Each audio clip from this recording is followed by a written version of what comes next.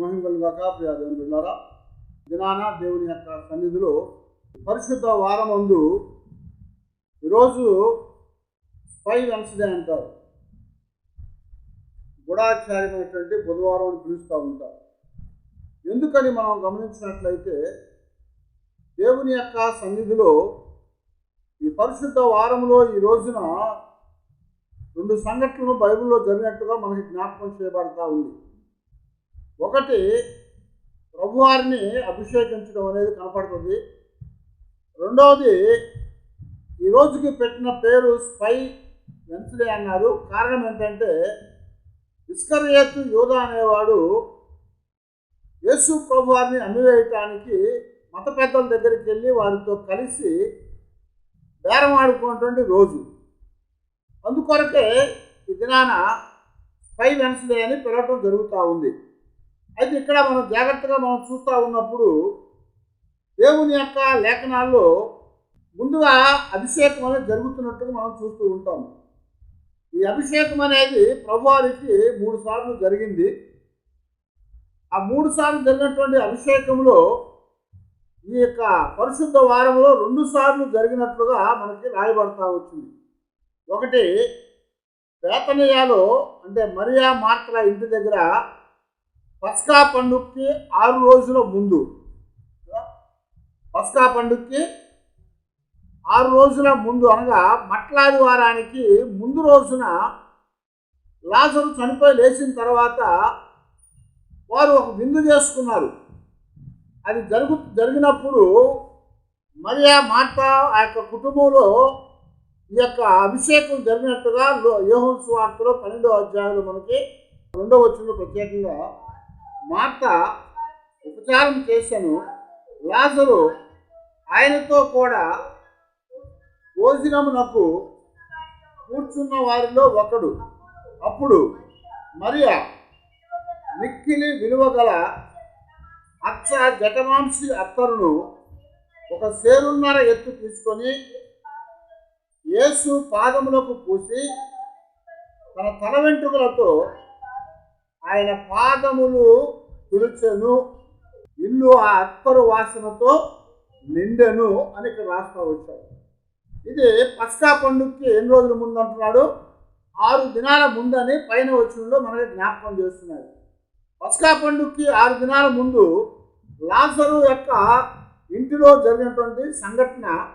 ఇక్కడ లాజరు యొక్క సహోదరి అయినటువంటి మరియా అచ్చ జటమాంసి అత్తరట, విలువ కలిగినటువంటి అచ్చ జటమాంసి అత్తరు తీసుకొని వచ్చి ప్రభు యొక్క సన్నిధిలో ఆయన పాదాల మీద పోసి తన తల వెంట్రుకలతో మరి ఆమె ఆ పాదాలు తుడిచిందట. ఆ ఇల్లంతా కూడా అత్తరు వాసనతో నిండి ఉండను అని జ్ఞాపకం చేశాడు. ఈ యొక్క అత్తరు అనేది చాలా ఖరీదైంది. ఎంత మంచి వాసన వచ్చేది ఉంటుందో అంత ఖరీదు ఎక్కువగా ఉంటుంది. ఇక్కడ కూడా ఇది అచ్చ జటమాంసి అత్తరు అంటున్నాడు. అంటే చాలా ఒరిజినల్గా ఉన్నటువంటి అత్తరు అన్నమాట అది. అందువల్ల అది ఎంత ఖరీదు అన్నాడు? సేరున్నర ఎత్తు అట. అది అమ్మితే ఎంత వచ్చిందయ్యా అంటే 300 దేనారాలని చెప్తున్నారు. 300 దేనారాలు పెట్టి అత్తరు తీసుకొని వచ్చి ప్రభువారి యొక్క పాదాలు కడిగి తన తల వెంట్రుకలతో మరియా తుడిచింది, ఇది అభిషేకించింది అని చెప్తున్నాడు. ఈ అభిషేకం అనేది దేనికయ్యా అంటే యేసు ప్రభువారు పస్కా బలిగా ఆయన ఏర్పాటు చేయబడుతున్నాడు. పస్కా బలిగా ఏర్పాటు చేయబోతున్నాడు. నిస్సాన్ మాసంలో 9వ రోజు. అది నిస్సాన్ మాసంలో 9వ రోజు పస్కా బలిగా అర్పించబోయేటువంటి ఆయన రేపటి దినాన ఆయన ఎన్నుకోబోతున్నాడు. అంటే దాదాపుగా అది సాయంకాలం జరిగినటువంటిది కనుక వాళ్ళ లెక్కలోకి వచ్చేలాగా 10వ రోజే వచ్చింది అది. ఎందుకంటే సాయంత్రం 6 గంటల నుంచి రేపు సాయంత్రం 6 గంటల వరకు ఒక రోజు. సృష్టిలో అలాగే దేవుడు చెప్పాడు, సాయంకాలమును ఉదయమును కలుగగా ఒక దినమాయను అని చెప్పాడు.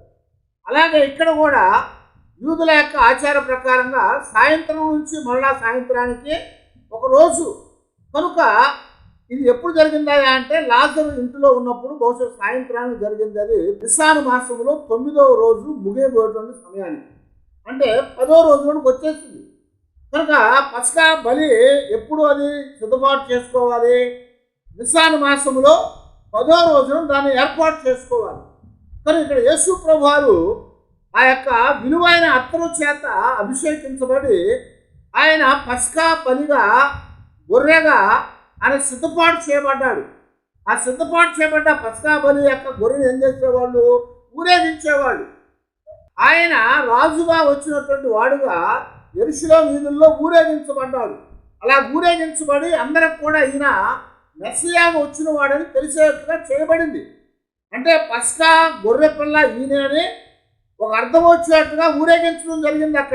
ఇక్కడ యేసు ప్రభువారు బేతనియాలో మరియా మార్తా లాజరు ఇంటిలో మొట్టమొదట అభిషేకించబడ్డాడు. అది 6 రోజుల ముందు, అనగా సుమారుగా పస్కా బలిని సిద్ధం చేస్తున్నటువంటి సమయానికి ఆయన చేయబడ్డట్టుగా మనకి రాయబడతా ఉంది.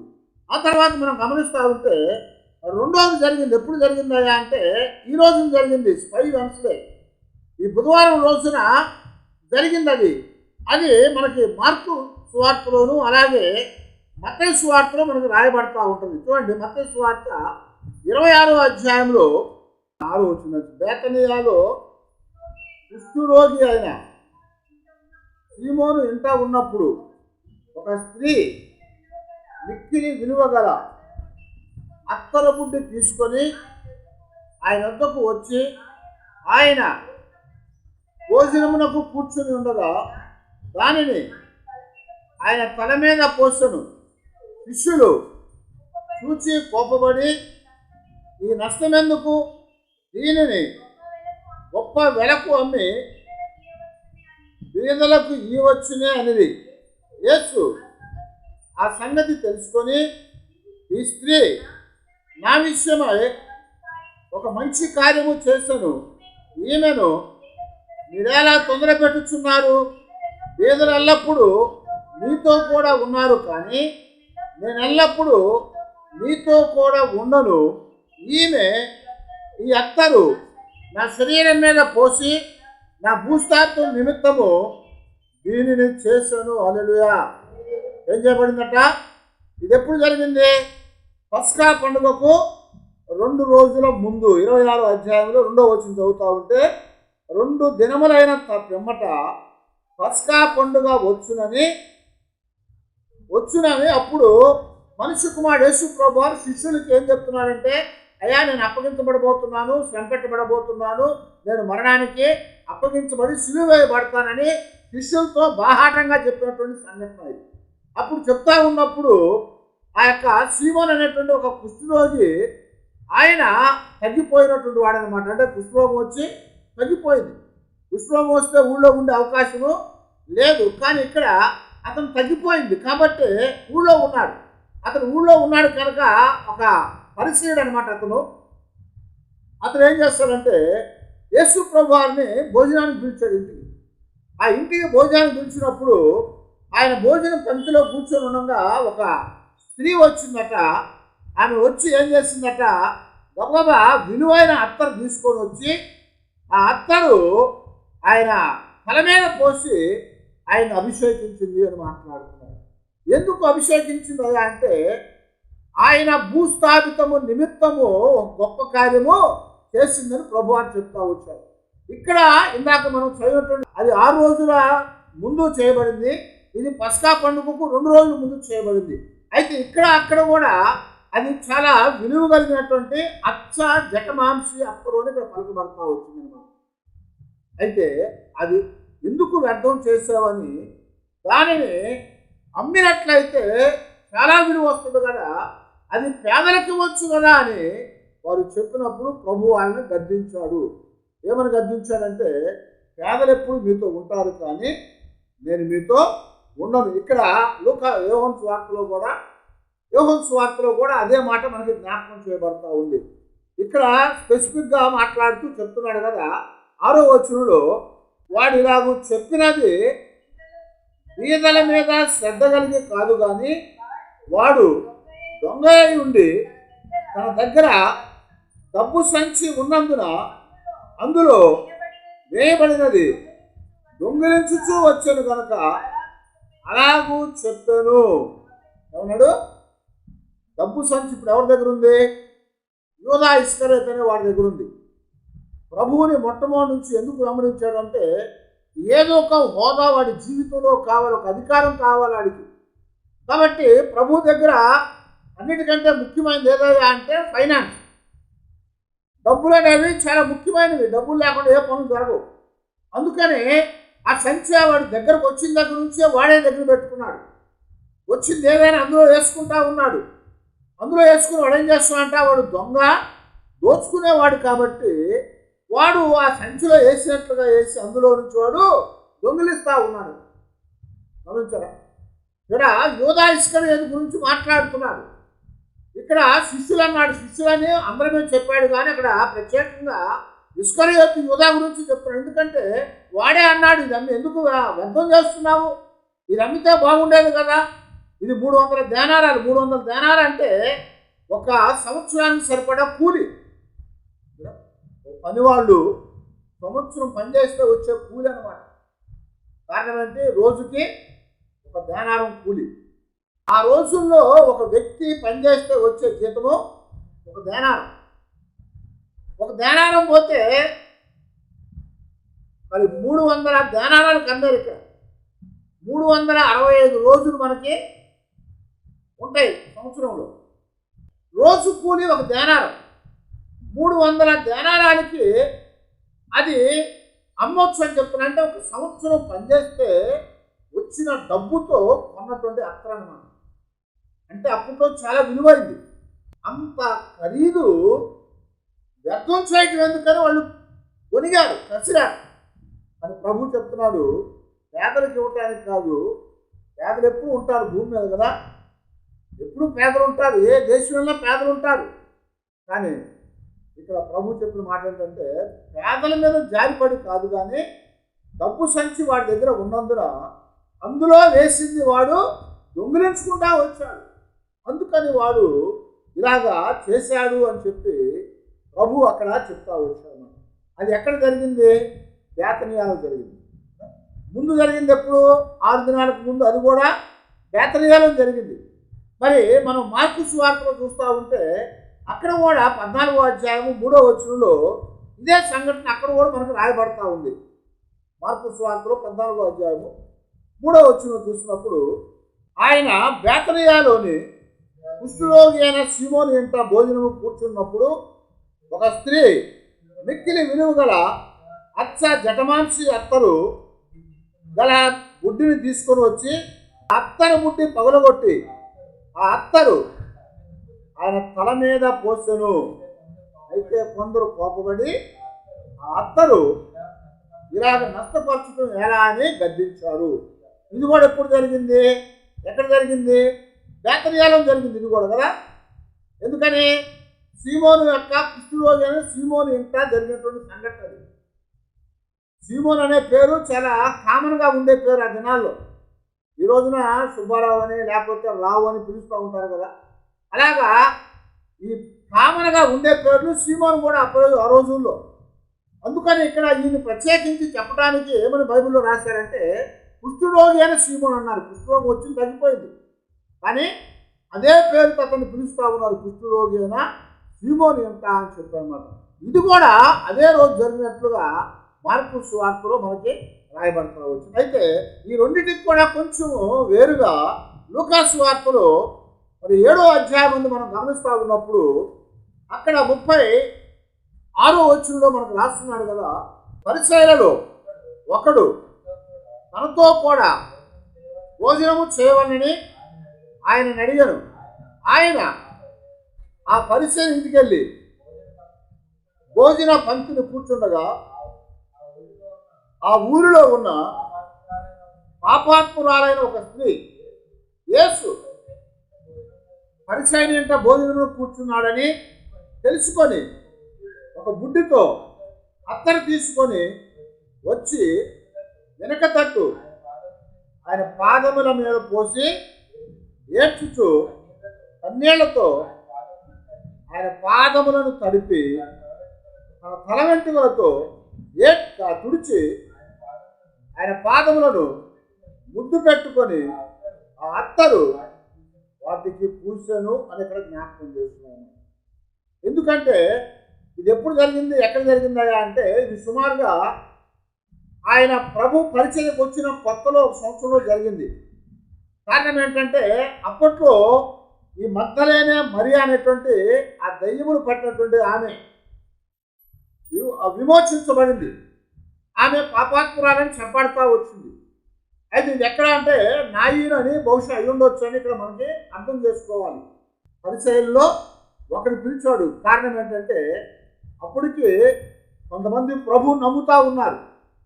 అలాగా ఆ గొప్పవాడు మన ఇంటికి కూడా వస్తే మంచిది అనుకొని ఆయన పిలిచాడు. ఆ పిలిచినప్పుడట ఈ స్త్రీ వచ్చి పాపాత్మురాలు వచ్చి ఆ ఊర్లో ఉన్న పాపాత్మురాలు ఆమె వచ్చి మగ్దలేనే మరియా అని ఇక్కడ పేరు పెట్టలేదు కానీ పాపాత్మురాలని చెప్తున్నారు. కానీ ఆమె మగ్దలేని మరియా అని తెలియజేయబడతా ఉంది. ఆమె వచ్చి ఏం చేసిందట, ప్రభువు భోజన పంక్తిలో కూర్చొని కాళ్ళు వెనక్కి పెట్టుకున్నారు. వాళ్ళ ఎదురుగా చిన్న బల్ల ఉంటుంది. ఆ బల్ల మీద అన్ని పెట్టుకొని కాళ్ళు పక్కకు పెట్టుకొని ఇలాగా కూర్చొని తింటూ ఉంటారు. అంటే కాళ్ళు ఎట్టుంటాయి, కాళ్ళు వెనక్కు ఉంటాయి. కాళ్ళు వెనక్కుండి ముందుకి వెళ్తే వాడికి ఎత్తుగా ఉండదు బల్ల. అప్పుడు ఆ స్త్రీ వచ్చి ఏం చేసిందంట, వెనక తట్టుగా వచ్చి ఆ పాదాల మీద ఆమె ఏడ్చి కన్నీళ్లతో కడిగి ముద్దు పెట్టుకొని అత్తర ముద్దు పగలగొట్టి ఆ పాదాల మీద పోసి కడిగి తన తల వెంట్రుకలు తీసి తుడుస్తూ ఉంటారు. ఆ కార్యం జరుగుతూ ఉంటే ఇక్కడ పిలిచినటువంటి వ్యక్తికి చాలా కోపం వచ్చింది.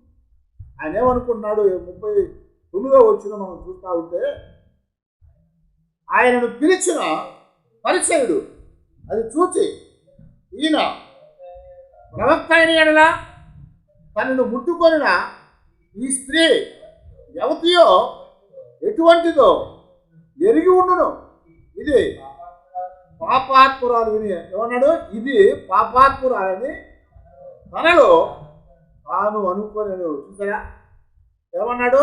ఆయన ప్రవక్త అయితే ఇది ఎక్కడదో తెలియాలి ఆయనకి. ప్రవక్త అంటే ఎవరు, దైవ సంబంధమైన వాటిని ఎరిగినవాడు. ప్రవక్త అంటే దేవుని నుంచి వర్తమానాన్ని తీసుకొని ప్రజలకు ఇచ్చేవాడు. కనుక ప్రవక్తలోకి ముందుగానే తెలియచేయబడతా ఉంటుంది.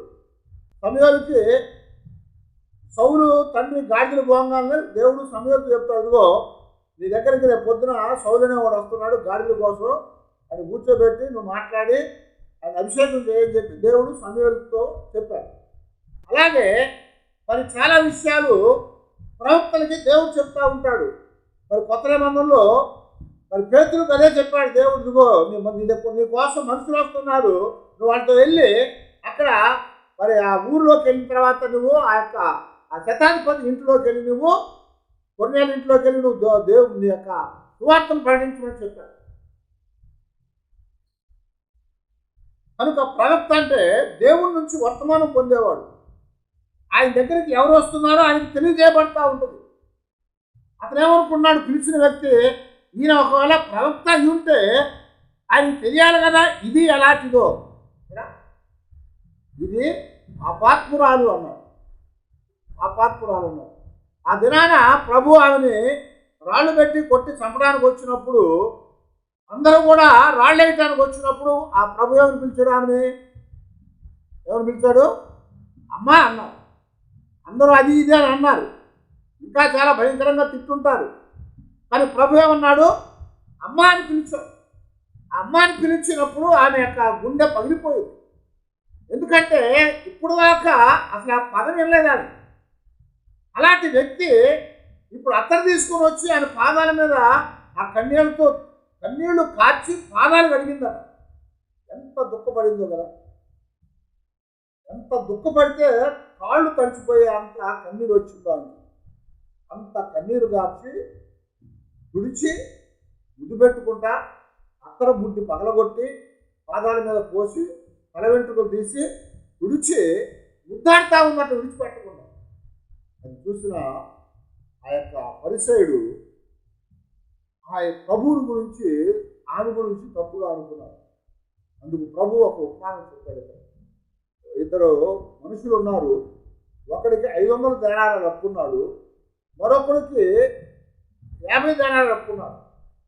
అయితే వారిలో ఏమైందట, ఇద్దరికి కూడా ఆ 500 దేనాలు క్షమించబడ్డాయి, రుణమాఫీ చేయబడింది. ఈ 50 దేనాలు కూడా రుణమాఫీ చేయబడింది, క్షమించబడ్డాయి. అయితే ఇప్పుడు ఎవరిని ఎక్కువగా ప్రేమించాడని అడిగాడు. ఎవరిని ఎక్కువ ప్రేమించాడు? ఎవడు ఎక్కువ రుణం తీసేస్తే వాడిని ఎక్కువ ప్రేమించాడు కదా. ఎవడు ఎక్కువగా ప్రేమించబడ్డాడంటే 500 దేనారాలు అప్పు తీసుకున్నవాడే వాడికి పూర్తిగా క్షమించబడ్డాయి కాబట్టి ఎక్కువగా, వీడికంటే 10 రెట్లు ఎక్కువ. కాబట్టి వాడు ఎక్కువగా ప్రేమించబడ్డాడు అన్నాడు. అయితే ఇదిగో సీమోను, నువ్వు నేను వచ్చిన కాడి నుంచి ఇశ్రాయేలుకి భోజనానికి పిలిచినప్పుడు ఒక పెద్ద మనిషి ఇంటికి రాగానే ఏం చేస్తారంటే, ముందుగా రాగానే దండం పెడతారు, నీళ్ళు ఇస్తారు. నీళ్ళు ఇచ్చిన తర్వాత కాళ్ళు కడుక్కుంటారు. కాళ్ళు కడుక్కున్నాక ఆ తువాలు ఇస్తారు, తుడుచుకుంటారు. వాడిని సాధారణంగా లోపలికి పిలిచి ఆహ్వానించి కూర్చోబెట్టి ఆ తర్వాత యోగక్షేమాలు మాట్లాడుకొని ఆ తర్వాత భోజనం పెడతారు.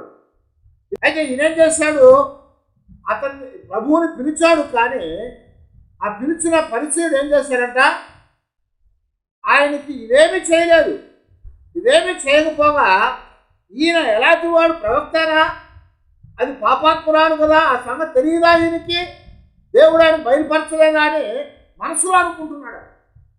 అందుకు ప్రభు ఆయన్ని గద్దించి, నేను వచ్చినప్పుడు నువ్వు నీళ్ళు లేదు, తుడుచుకోవడానికి తవలివ్వలేదు, నన్ను కౌగులించుకొని ముద్దు పెట్టుకోలేదు, నాకు సాధారణంగా ఆహ్వానాన్ని తెలియచేయలేదు, కానీ ఆ స్త్రీ అయితే నీకంటే ఎక్కువ పాపాలు క్షమించబడింది కనుక నీకంటే ఎక్కువగా నన్ను ప్రేమించింది. అందుకని వచ్చిన దగ్గర నుంచి కూడా ఆమె నా పాదాలు ముద్దు పెట్టుకోవడం విడిచిపెట్టలేదు. ఆ కన్యలతో పాదాలు కడిగింది. గౌరవాన్ని సూచించేటువంటి స్త్రీల అక్కడ తల వెంట్రుకలు తీసి పాదాలు పెట్టి పాదాల మీద తుడుస్తూ ఉంది. తల వెంట్రుకలు అనేవి చాలా గౌరవం వాడవాలి కదా. ఆ తల వెంట్రుకలు తీసి ఇప్పుడు ఎక్కడ పెట్టింది? ప్రభు పాదాల మీద పెట్టింది. ఆ పాదాలు తుడుస్తూ ఉంది. ఆమె అలా చేసింది కారణం ఏంటంటే, ఆమె నీకంటే ఎక్కువగా నన్ను ప్రేమించింది అని చెప్పేసి ప్రభు ఇక్కడ మరి జ్ఞాపకం చేసినట్టుగా మనం చూస్తూ ఉంటాం. కనుక ఇక 3 అభిషేకాలు మరి జరిగినాయి. ఈ 3 అభిషేకాల్లో ఇప్పుడు మనం చెప్పుకున్నటువంటి పరిచయ ఇంట్లో జరిగేటువంటిది నాయిన్ అనేటువంటి ఊరి దగ్గర జరిగింది. అది ఆ మగ్దలేనే మరి ఆ పాపాత్మురాలు క్షమించబడిన తర్వాత జరిగినటువంటి ఒక గొప్ప సంఘటన. అయితే ఇప్పుడు మనం చూసినటువంటి 2 ఎక్కడ, మత్తయి సువార్తలో మార్కు సువార్తలో ఒకటే విషయం అది. ఆ తర్వాత యోహాను సువార్తలో బేతనియాలో 6 రోజుల ముందు జరిగింది. ఇదే బేతనియాలో 2 రోజుల ముందు పస్కా పండుగకి సీమోను కుష్ఠులో లేని సీమోను ఇంట జరిగేటువంటి. ఈ 3 కూడా ఎందుకు జరిగినాయా అంటే, యేసు క్రీస్తు వారి యొక్క మరణానికి గుర్తుగా, భూస్థాపనకి గుర్తుగా జరిగించబడ్డాయి. అది జరిగినప్పుడు ఆ ఇల్లంతా కూడా అత్తరు వాసనతో నిండిపోయిందట. ఆ ఇల్లంతా అత్తరు వాసనతో నిండిపోయింది. ఆ యొక్క శిష్యులైన వారు, లేకపోతే యూదా ఇస్కరియోతు అనేవాడు ఆ యొక్క కోపగించుకున్నాడు, ఇదిగో ఎందుకు దాన్ని వ్యర్థం చేస్తున్నానని.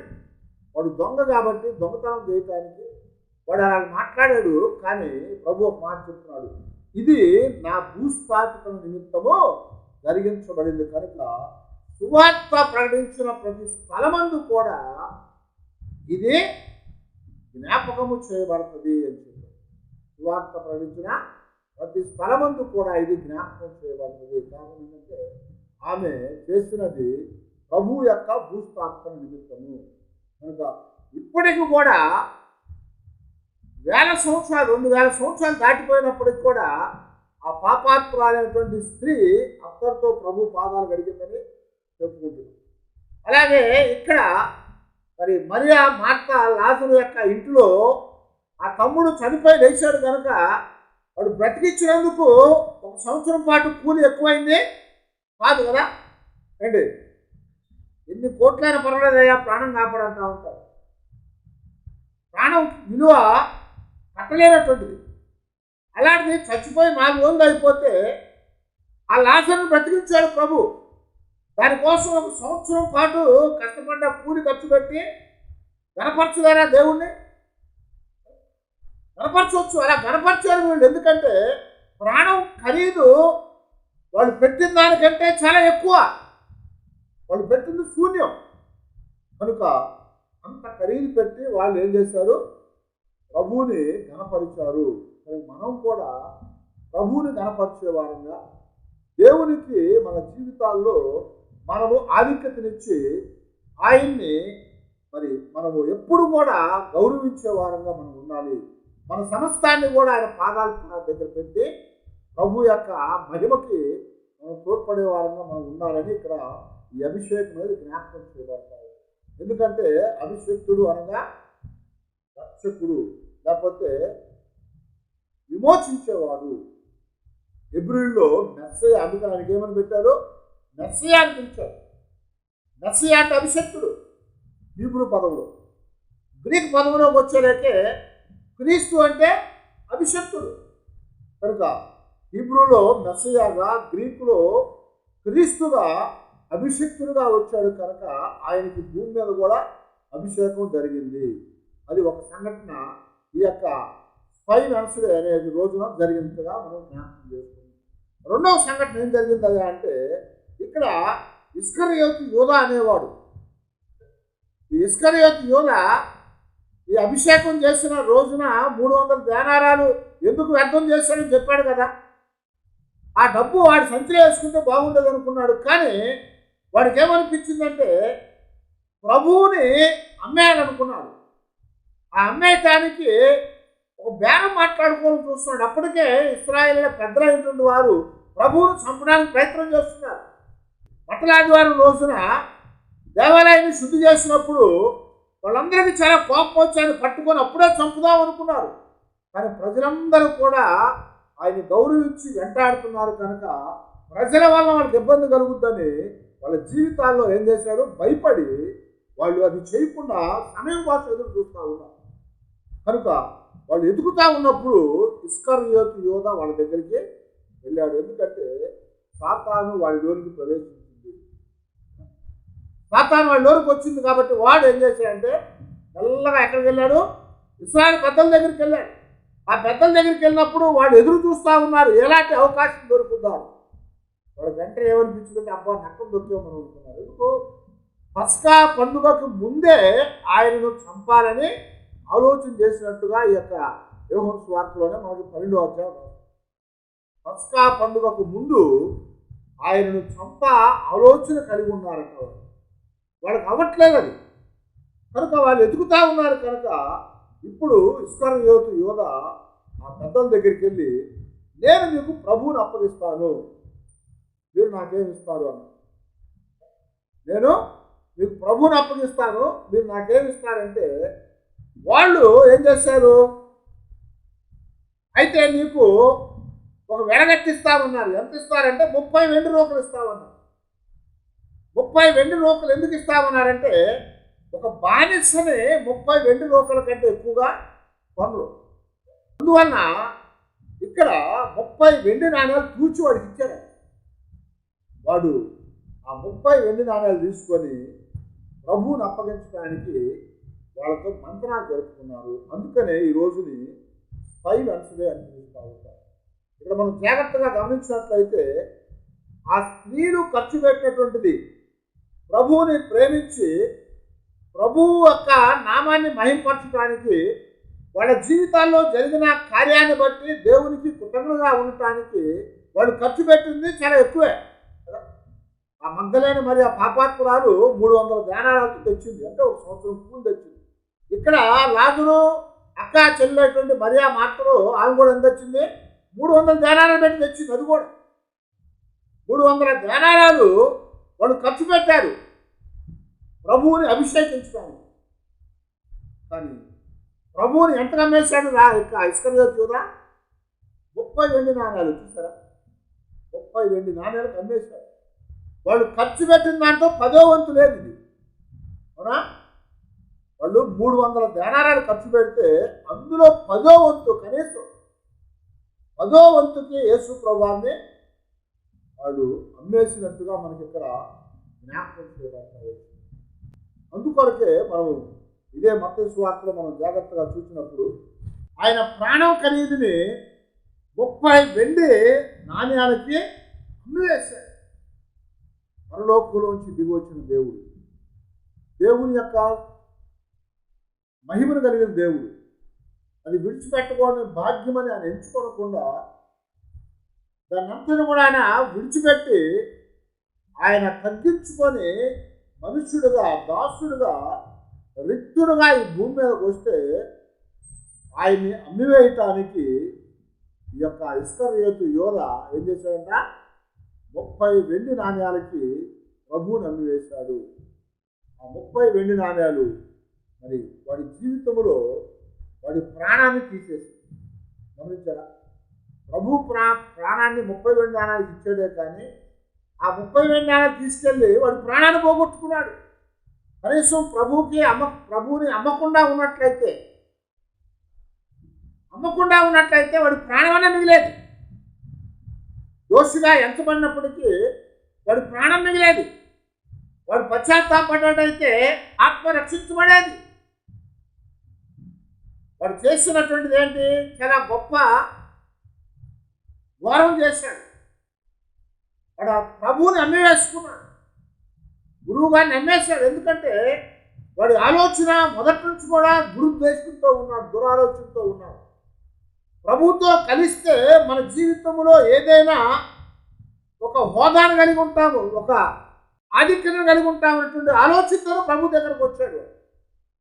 ప్రభువు వాడిని ఎరిగిన వాడే వాడిని చేర్చుకొనిను అని చెప్పాడు. ప్రభువుకి తెలియదా? ఇస్కరియోతు యోధ అనేవాడు ఎలాంటి వాడు తెలియదా? తెలుసు కదా, తెలుసు. వాడు అమ్ముతాడని తెలుసు, వాడు దొంగ ప్రేమ అని తెలుసు. కానీ ఎందుకు చేర్చుకోవడం తెలుసా? అది ఎరిగే చేర్చుకున్నాడు, ఆయన తెలియక చేర్చుకోలేదు. వాడి ద్వారా అప్పగించబడాలి. కారణం ఏంటి? లేఖనాలు నెరవేర్పు జరగాలి. లేఖనాలు నెరవేర్పు జరగాలి కనుక వాడి ద్వారా అప్పగించబడాలి కనుక వాడిని ఆయన గుంపులో చేర్చుకున్నాడు. కారణం ఏంటంటే, నా హితుడు నా ఇంట భోజనం చేసిన వాడు నన్ను తన్నుటకు తన మడినెత్తాడు. ఆయన హితుడు అంటే స్నేహితులను పిలిచాడు ప్రభువారాలను. ఆ ఇంటిలో ఆయనతో పాటు భోజనం చేశాడు.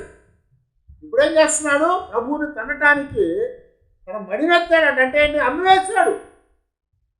ఆ ప్రవచనము నెరవేర్పు జరగటానికి ఇస్కరియోతు యోధాను కూడా ప్రభు తన శిష్యుల్లో ఒకరిగా చేర్చుకున్నాడు. కనుక ప్రియ దేవుని బిడ్డలారా, ఈ యొక్క స్పై వెన్స్డే అని పిలువబడేటువంటి ఈ యొక్క పరిశుద్ధ వారములో ఈ 4వ రోజు దేవుని యొక్క సన్నిధిలో మరి ప్రభువు చెప్పినట్లుగా మనము ప్రభువుని అమ్మేవారం కాకుండా ప్రభువు కొరకు మనం జీవించే వారంగా ఉండాలని దేవుడు మనకు జ్ఞాపకం చేస్తుంది. ప్రభువుని అమ్మినట్లయితే ఇస్కరియోతు యోధలాగా అయిపోతాం. ప్రభువు కొరకు మనం వేయపరిచినట్లయితే, ప్రభువుని మనం కొనుక్కున్నట్లయితే మన జీవితాలు ఆశీర్వదించబడతాయి. పాపాత్మురాల యొక్క అంటే ఆ యొక్క పాపపు స్త్రీ యొక్క జీవితం ఏమైంది? మార్చబడింది. కాబట్టి ప్రభు కోసం ఖర్చు పెట్టినాడు. లాజరు చనిపోయిన వాడు బ్రతికించబడ్డాడు. వారి కొరకు వాళ్ళ అక్క చెల్లెలు ఖర్చు పెట్టారు. కానీ ఉచితంగా చేర్చుకొని 3.5 సంవత్సరాలు ప్రభువు ఆ యొక్క ఇస్కరియోతు యోధాను తన వెంట తిప్పితే చివరికి వాడు ఏం చేశాడు? 30 వెండి నాణ్యాల కంటే దాసుడు కంటే కూడా తక్కువగా, ఒక దాసుడు అమ్మబడేటువంటి విలువ ఆ యొక్క ప్రభువుని అమ్మివేసి తన జీవితానికి గొప్ప నష్టాన్ని తెచ్చుకున్నట్టుగా దేవుని యొక్క లేఖనాల్లో మనకి ఇక్కడ జ్ఞాపకం చేయబడతాయి. అందుకొరకే ఈరోజు మరి దేవుని యొక్క సన్నిధిలో మనం కూడా ప్రభువుని నమ్ముకునేటువంటి వారంగా, ఆయన్ని వెంబడించే వారంగా ఉన్నాం. దేవుని యొక్క సన్నిధిలో ఆ మరియలాగా లేకపోతే ఆ పాపపు స్త్రీలాగా దేవుడు చేసిన కార్యాలను మనం జ్ఞాపకం చేసుకోవాలి. ఆయన్ని మహింపరచాలి, ఆయన్ని గణపరచాలి. ఆయన సన్నిధిలో మన జీవితాల్లో మనం ఎల్లప్పుడూ కూడా ప్రభువుతో మనం ముందుకి సాగే వారంగా మనం ఉండాలని దేవుడు మనల్ని కోరుకుంటా ఉన్నాడు. అందువలన మనం ఈరోజు ఈ యొక్క 5 వెన్స్డే అని చెప్పబడుతుంది ఈ బుధవారం రోజున దేవుని యొక్క పిల్లలంగా మనం జీవించగలిగేటువంటి ఆ భాగ్యాన్ని దేవుడు మనకు అనుగ్రహించాలని మరి మనం ఇస్కరియోతు యోధా వంటి వారం కాకుండా మరి ఎలాగా ఆ యొక్క నగ్గలేని వలె మనము కూడా మన జీవితాల్లో దేవుని యొక్క ఆశీర్వాదాలు మనం పొందటానికి ప్రభు పాదాల దగ్గర చేరి ఆయన మహింపరుద్దాము, ఆయన గణపరుద్దాము. ఆయన సన్నిధిలో మేము ఎల్లప్పుడూ కూడా దేవుని కొరకు జీవించే వారంగా మనం ఉండాలని దేవుడు మనం కోరుకుంటున్నాం. ప్రభువుతో మనం ముందుకు సాగలుగుతాం. అలాంటి కృప దేవుడు మనం అనుగ్రహించి నడిపించి బలపరిచేట్టుగా ప్రార్థన చేసుకున్నాం. వచ్చి ప్రార్థన